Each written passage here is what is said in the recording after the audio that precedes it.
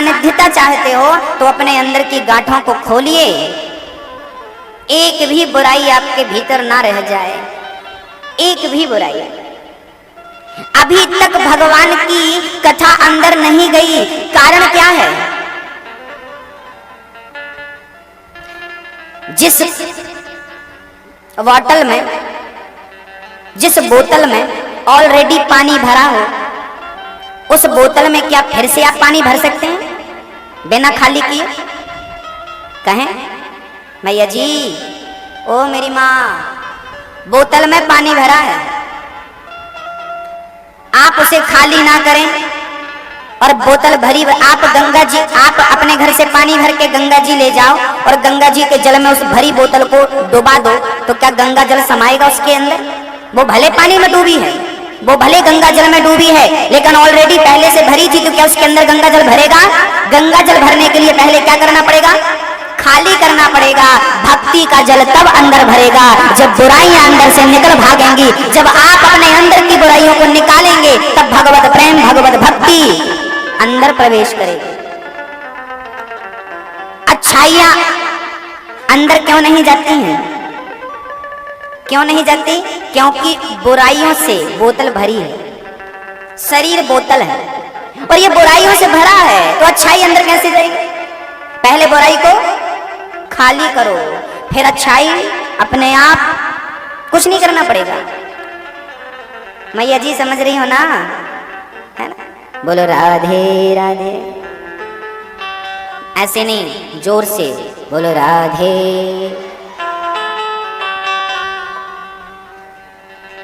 कल आप लोगों ने अपने पड़ोसियों से कहा नहीं कथा में आने के लिए? किस किस ने कहा था? अच्छा हाथ उठाओ। कहा था तो कहा तो, अच्छा आए पड़ोसी, देर से आए तो सही। आज फिर कहिए अपने पड़ोसियों से, घर में क्यों बैठे हो, क्यों समय व्यर्थ कर रहे हो, बर्बाद कर रहे हो? सदुपयोग करिए समय का, कीमती है, कीमती है वक्त, समय का सदुपयोग करिए।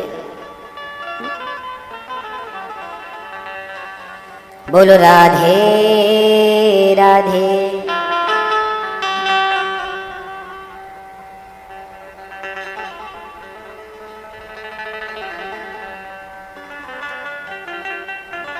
धुंधकारी का उद्धार होता है। सूत जी महाराज सौनक जी से प्रश्न करते हैं, महाराज जी मनुष्य का धर्म क्या है? सूत जी अपने गुरुजनों को प्रणाम करते हैं, सुखदेव जी को नमस्कार करते हैं। यम प्रव्रजन्त मनुपेतमपेत कृत्यम द्वैपायनो विरह कातरया जुहाव पुत्रेति तन्मयतया तर्वोभिनेदुस् तम सर्वभूत हृदयं मुनिमानितोस्मि।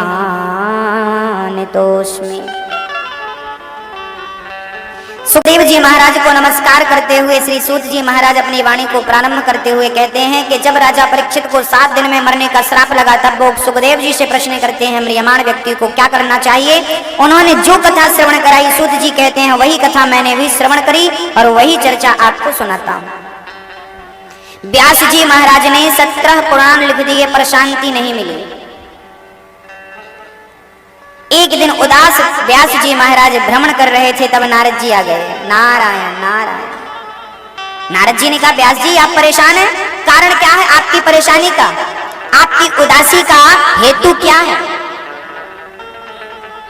व्यास जी बोले महाराज मैंने 17 पुराण लिखे पर शांति नहीं मिली, क्या करूं मैं कि शांति मिले?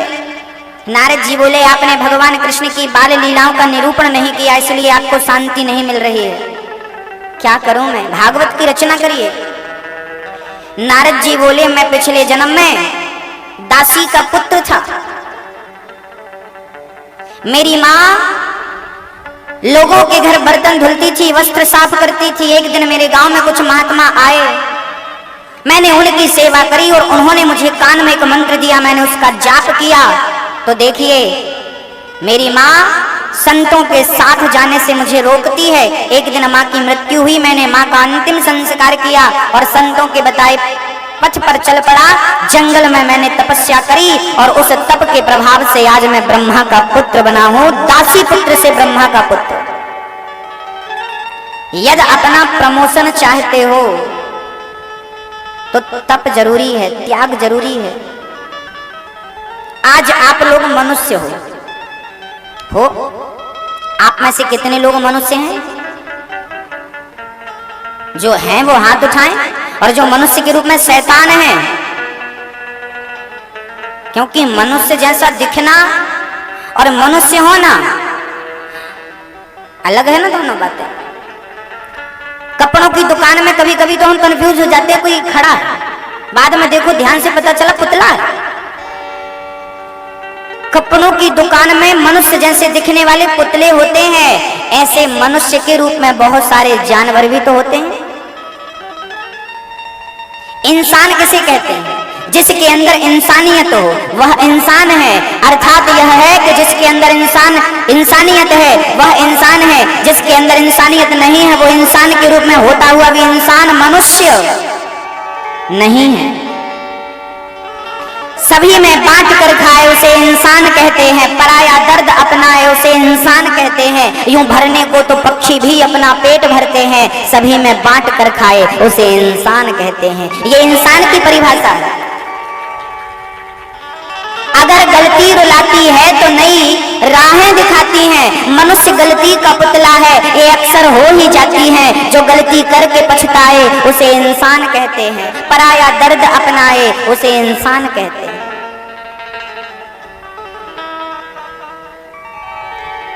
मनुष्य कौन है?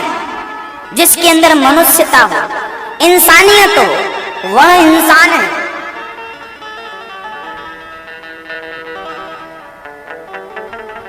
आप बताइए आप क्या है?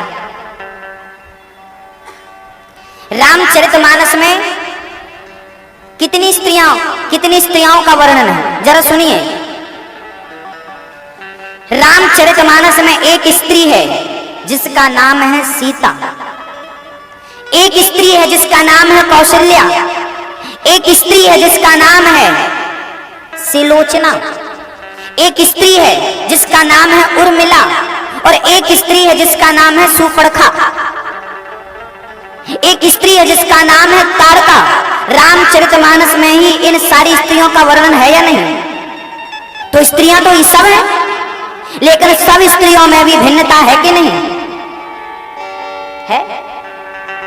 स्त्रियां तो स्त्रियां होती हैं, ऐसा नहीं है, स्त्रियों में भी भिन्नता होती है। अरे पुरुष तो पुरुष होता है ना, एक पुरुष होता है राम जैसा, एक पुरुष होता है रावण जैसा।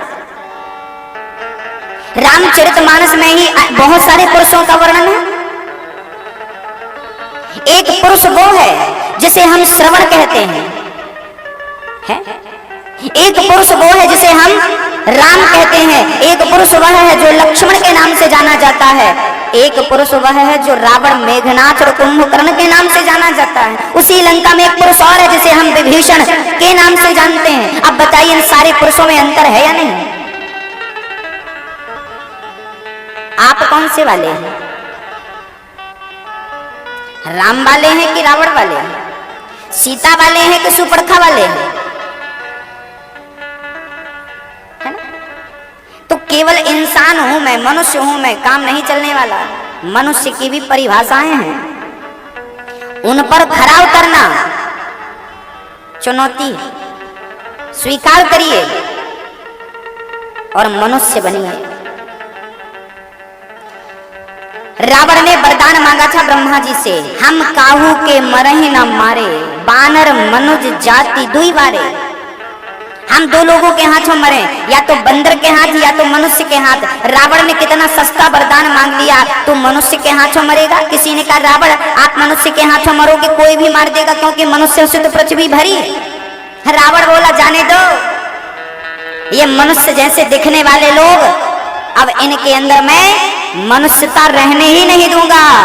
अब इनके अंदर निशाचर होगा, इनके अंदर शैतान होगा। मनुष्य के अंदर क्या है? शैतान प्रवेश कर चुका है। राम जी का पूरा चरित्र सुन लीजिए। राम जी को कहीं गुस्सा आया? पूरी रामचरितमानस पढ़िए, एक बार गुस्सा आया है? कहां? 4 महीने बीत गए राम जी को, वर्षा विगत शरद ऋतु आई, फूले कांस सकल मह छाई, उदित अगस्त पंथ जल सोसा, जिमि लोभहि सोसहि संतोषा, सरिता सर निर्मल जल सोहा, संत हृदय जस गत मद मोहा, रस रस सूख सरित सर पानी, ममता त्याग करहि जिमि ज्ञानी, जानि शरद ऋतु खंजन आए। राम जी को क्रोध आया कब? जब वर्षा बीत गई, शरद ऋतु आई, तब राम जी ने लक्ष्मण से कहा, लक्ष्मण मुझे गुस्सा आ रहा। लक्ष्मण बोले, अच्छा प्रभु बताइए किसके ऊपर गुस्सा आ रहा है? बोले सुग्रीव के ऊपर। क्यों?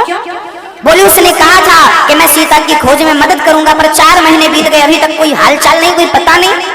राम जी को लगा गुस्सा आया, मैं अब छोड़ूंगा नहीं। लक्ष्मण जी को लगा चलो देर से सही आया तो गुस्सा, क्योंकि लक्ष्मण जी ने आज तक राम जी को क्रोध करते देखा ही नहीं था, आज पहली बार देख रहे हैं। लक्ष्मण जी को बड़ी खुशी हुई, चलो चलो प्रभु हम तो करते ही रहते, पर आज आपको पहली बार देखा, आनंद आ गया।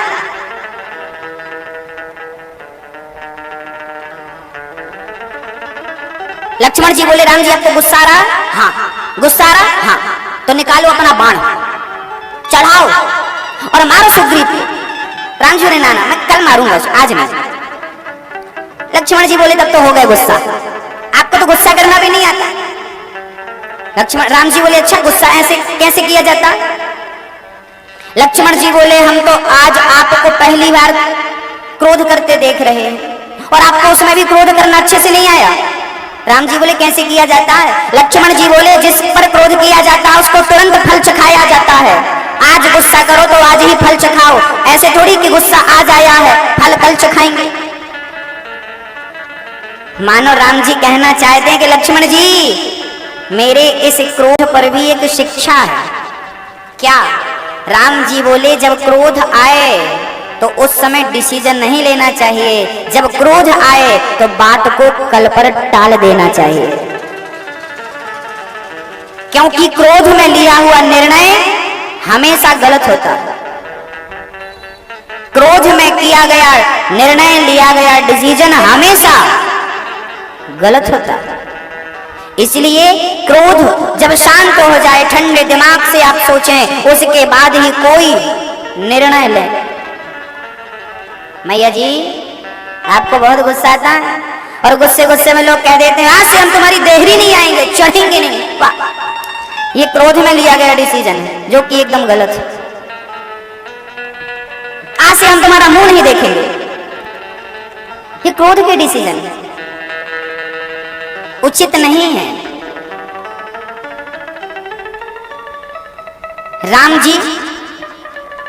राम जी को क्रोध नहीं आया। मनुष्य कैसा है? जिसे क्रोध ना आए, जो क्रोध पर कंट्रोल करना जाने।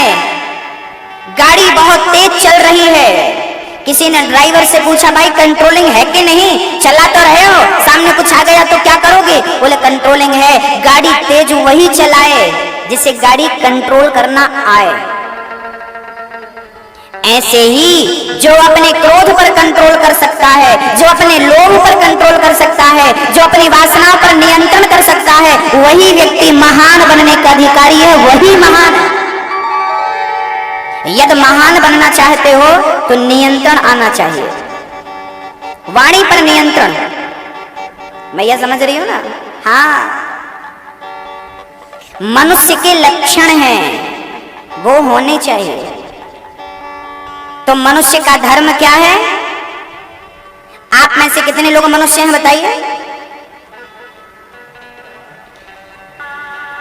जो मनुष्य हैं अंदर बाहर से वही बताएंगे। दुर्योधन तड़प रहा था, मृत्यु आ जाती, पर मृत्यु नहीं आई। गुरु द्रोणाचार्य का पुत्र अश्वत्थामा आ गया। अश्वत्थामा ने आकर कहा, मित्र क्या आपके लिए मैं वैद्य की व्यवस्था करूं? आपका विधिवत उपचार करने के लिए आपकी जंघा टूट चुकी है। दुर्योधन रोता हुआ बोला, मित्र मेरा उपचार कोई वैद्य नहीं है, मेरा इलाज वैद्य नहीं है। क्या इलाज है? दुर्योधन ने मुस्कुराते हुए कहा, मित्र यदि मुझे स्वस्थ देखना चाहते हो तो मेरे दुश्मनों को तुरंत मार डालो। 5 पांडवों में एक भी वो नहीं मर पाए और हम 100 में से 100 के 100 मारे गए। हम भी मृत्यु के लिए तड़प रहे हैं और वो 5 में एक भी नहीं मर पाए।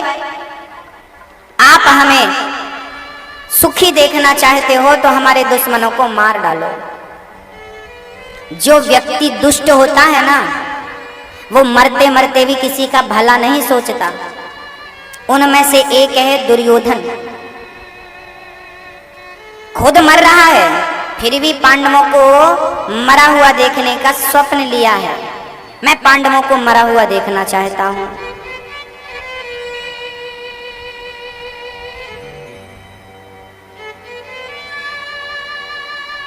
भक्तों,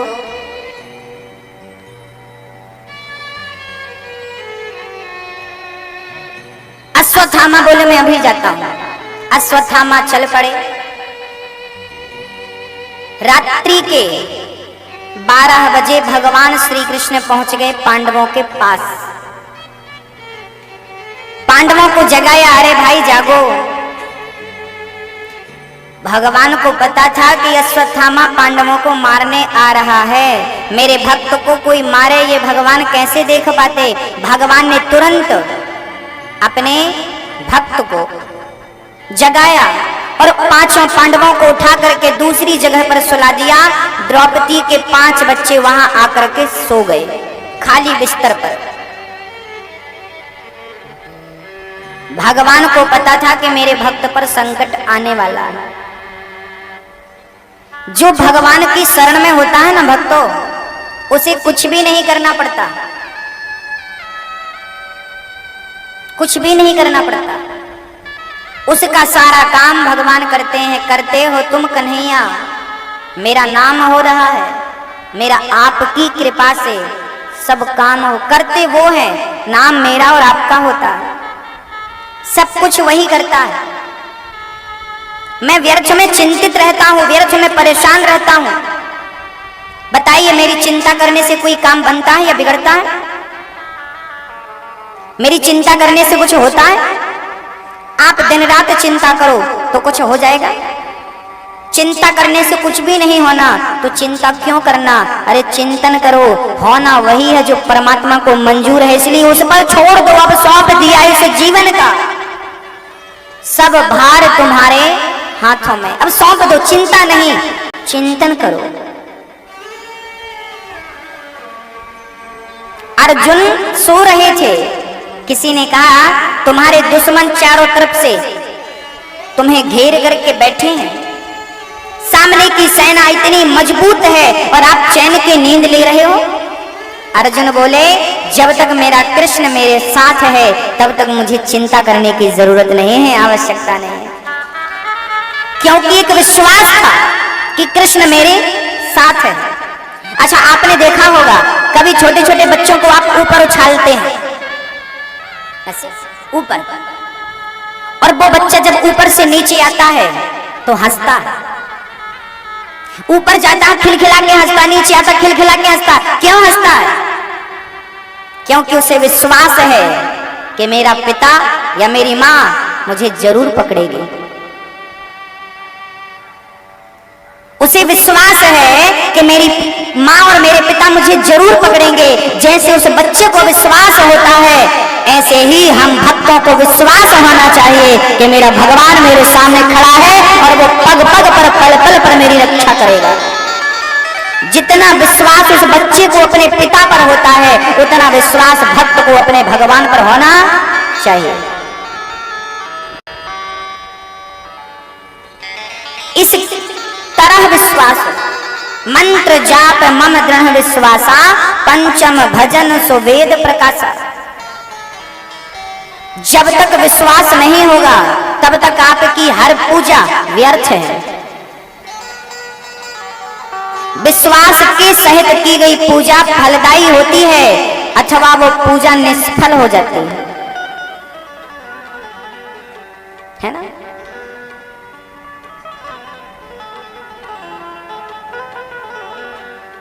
ये पंखा है,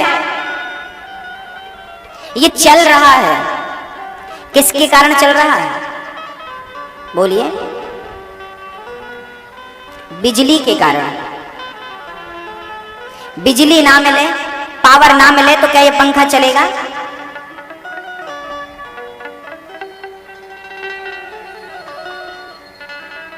ये पंखा चल रहा है तो इसके पीछे बिजली है, इसके पीछे पावर है, उस पावर से ये चल रहा है। और ये नहीं चल रहा है, इसे वो पावर चला रहा है। जैसे इस पंखे को चलाने वाला पावर है, ऐसे हमें चलाने वाला परमात्मा है, वो पावर है जिस पावर से मैं और आप ये सृष्टि संचालित होती है। लाइट ना रहे, पावर ना मिले तो चलेगा अपने आप? पावर चाहिए।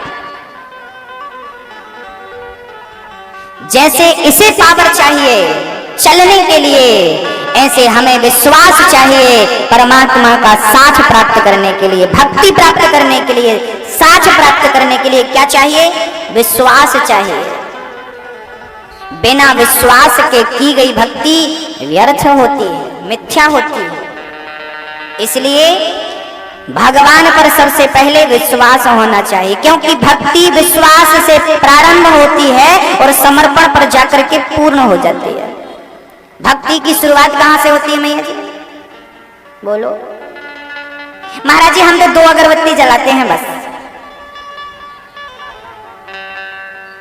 भगवान जी को पिछले साल चंदन लगाया था, वो अभी तक लगा है, छुटाने का समय नहीं मिला, है ना मैया जी? बोलो ना। अच्छा, जितने प्यार से आप अपने बच्चे की सेवा करते हो, स्नान कराते हो, उसका ख्याल रखते हो, उसे कपड़े से पोंछते हो, उसे वस्त्र पहनाते हो, उसे दूध पिलाते हो, उसे रोटी खिलाते हो, जितने प्यार से बच्चे की सेवा करते हो, क्या इतने प्यार से, इतने स्नेह से कभी कृष्ण की सेवा करी? हाथ रख के बताना, दिल में झूठ मत बोलना।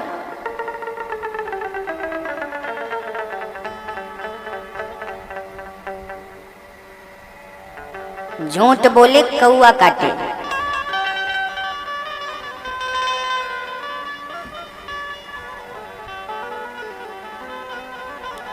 भगवान की भक्ति भी वैसे ही करनी है जैसे बच्चे की सेवा करते हैं, जैसे बच्चे से प्रेम।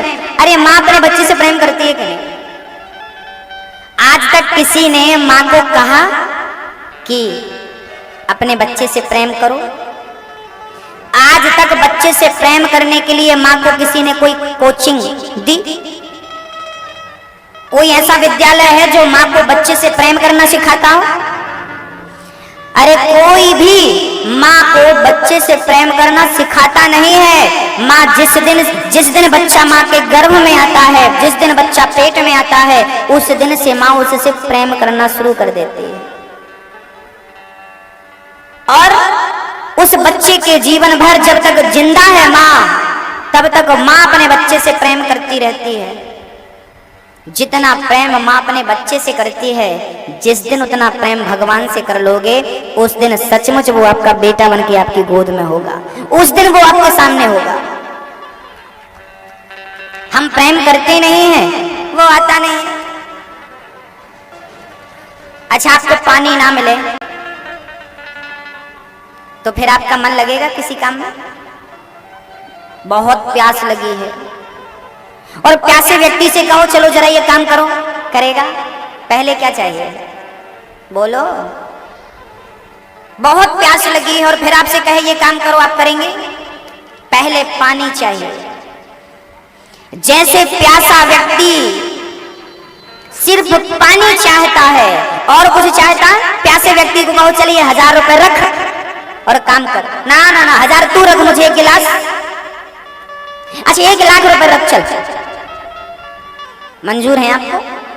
1 लाख मिलेगा, पानी नहीं मिलेगा। हर दिन आपको 1 लाख रुपए मिलेगा। जितने दिन आपको 10 दिन तक 10 लाख रुपए मिलेंगे, बस 10 दिन तक पानी नहीं मिलेगा। मंजूर है आपको किसी को? हो तो चलो, दिलाते आपको 10 लाख रुपए। 10 लाख रुपए मिलेंगे पर 10 दिन तक पानी नहीं मिलेगा। मंजूर नहीं है ना? पानी की कीमत समझ में आई? 10 लाख से भी महंगा है कि नहीं? जो 10 लाख से भी महंगा है उसे व्यर्थ में मत बहाया करो पानी को। पानी की कीमत समझो, व्यर्थ में मत गवाओ। जल संकट मंडरा रहा है दुनिया पर। बहुत सारे देशों में तो पानी खत्म हो चुका है। भारत में ही बहुत सारे जिला ऐसे हैं, प्रदेश ऐसे हैं जो सूख गए, अभी सूख गए।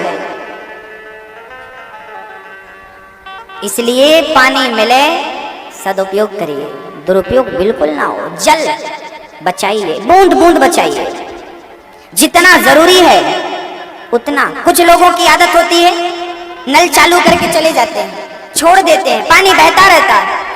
अगले जन्म में जब मरोगे ना, या इसी जन्म में जब मरोगे तो प्यासे मरोगे। कई लोगों को आपने देखा होगा प्यासे मरना पड़ता है। ये वही लोग हैं जिन्होंने जल का दुरुपयोग किया है। जो जल का दुरुपयोग करता है उसे प्यासे मरना पड़ता है ना? कई बार तो डॉक्टर मना कर देता है पानी मत देना, मरीज तड़प तरह पानी दे दो, एक बूंद पानी दे दो, डॉक्टर मना कर पानी मत देना, और वो बेचारा पानी के लिए तड़प तड़प के मर जाए। ये वही है जिसने पानी का दुरुपयोग किया। आपको तो नहीं जाना तरसते हुए, बूंद बूंद पानी बचाना। मैया जी, मेरी बहन जी, ओ मेरी माँ, बर्तन धोने में इतना सारा पानी वेस्ट मत किया करो, कम पानी में भी बर्तन धुल सकते हैं। स्नान करने में बहुत पानी मत गवाया करो, थोड़े से जल में भी स्नान किया जा सकता है बढ़िया सा। बचाइए, समझदारी से सारा काम होगा। प्यासे को कहो कि भाई 10 लाख रुपए मिलेंगे, पानी नहीं मिलेगा, तो कहेगा हमें पानी दो, 10 लाख नहीं चाहिए। जैसे प्यासे को सिर्फ पानी नजर आता है, ऐसे भक्तों को सिर्फ भगवान नजर आने चाहिए। यही है भक्ति की सार्थकता। एक ईश्वर नजर आए, बिना पानी के प्यास नहीं बुझती, ऐसे बिना कृष्ण के कल्याण नहीं होता। उस कृष्ण की प्राप्ति निश्चित होनी चाहिए, वो जरूरी है। वो झोपड़ी में रखो, हम तो महलों में भी खुश हैं और झोपड़ी में भी खुश हैं। जैसे रखोगे वैसे प्रसाद समझकर। एक बार भागवत हो रही थी, भागवत में ककड़ी का भोग लगा, प्रसाद में ककड़ी बांटी गई। श्रोतागण प्रसाद लेके अपने अपने घर जा रहे थे। एक सज्जन ने प्रसाद खाया, ककड़ी खाई तो कड़वी थी, उसने ककड़ी फेंक दी, थू थू थू थू थू थू करके पूरी ककड़ी फेंक दी। पीछे से एक सज्जन आया जो कथा सुनकर जा रहा था। उस सज्जन ने उस ककड़ी को उठाया और कहा कि भाई साहब, ये मेरी ककड़ी आप ले लो, आपकी जूठी ककड़ी मैं खाऊंगा। सामने वाले बोला कि ककड़ी कड़वी है, आप मत खाइए, इसका आधा आप खा लीजिए, मीठी वाली का आधा मैं खा लेता हूँ। उसने कहा ना ना, मैं तो यही खाऊंगा, आप मेरी वाली खा लो। सामने वाला जिसने ककड़ी फेंका उसे समझ में कुछ नहीं आया। उसने कहा भाई तू ककड़ी कड़वी वाली और वो भी मेरी जूठी क्यों खाना चाहता है? तब कह दिया सामने वाले ने, ये तेरी जूठी बाद में बनी, ये भगवान का प्रसाद पहले थी, और प्रसाद कड़वा हो या मीठा हो स्वाद नहीं है, प्रसाद हम ग्रहण करेंगे। कथा में 6 दिन हमें मीठा मीठा खाने को मिला। जब हलवा मिलता था तब तो आपने नहीं बोला थू थू थू बहुत मीठा है, और एक दिन कड़वा मिला तो थू थू करने लगे। अरे 6 दिन मीठा खा सकते हो तो 7वें दिन उसका प्रसाद यदि कड़वा मिल जाए तो उसे कड़वे को भी मीठा समझकर खा लो, क्योंकि मीठा भी उसी का प्रसाद था और कड़वा भी उसी का प्रसाद है। यदि सुख पसंद है तो दुख पसंद क्यों नहीं है? क्योंकि सुख और दुख दोनों ही उसी के। जाहि विधि रखे राम। हमें तो आपको क्या प्यारे हैं, आपको क्या प्यारा है, सुख की दुख? बोलो, हमारी सुन लो। हमें तो सुख भी हमें प्यारे हैं, दुख भी हमें प्यारे हैं। हम घबराते नहीं हैं दुखों से। आप लोग दुखों का नाम सुनते ही ना डर जाते, दिल धक धक धक करने लगता, कहीं दुखी ना हो जाए। अरे मत घबराइए, भगवान से प्रार्थना करिए कि प्रभु हमें दुख देना हो तो दुख दीजिए। मेरे भाग्य मेरी किस्मत में यदि दुख है तो मुझे दुख पसंद है, लेकिन याद रहे उस दुख में आपका स्मरण बना रहे, बस यही प्रार्थना है। उस दुख में हम आपका चिंतन करते रहे, बस यही प्रार्थना। सुख भी हमें प्यारे हैं, दुख भी हमें प्यारे हैं, छोड़ो मैं किसे भगवन, दोनों ही तुम्हारे हैं। सुख भी हमें प्यारे हैं, दुख भी हमें प्यारे हैं, छोड़ो मैं किसे भगवन, दोनों ही तुम्हारे हैं।